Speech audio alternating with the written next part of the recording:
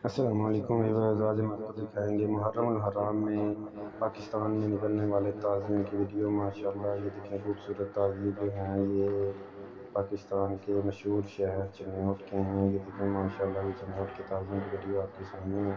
बहुत ही खूबसूरत लकड़ी के साथ तैयार किए जाते हैं। हर साल जो है ये इनकी खूबसूरती आप अलग से चेक कर देंगे। माशाल्लाह ये बहुत ही प्यारे हर साल जो है अलग अलग दिखाई देते हैं। ये ताज़िए 10 मुहर्रम को जो है ये मतलब खाना मोहल्ले में जो है वहाँ इकट्ठे होते हैं। 8 ताज़िए होते हैं टोटल, जिनमें नाम जो है काफ़ी 6-7 होते हैं। तो इनका ताज़िया वगैरह और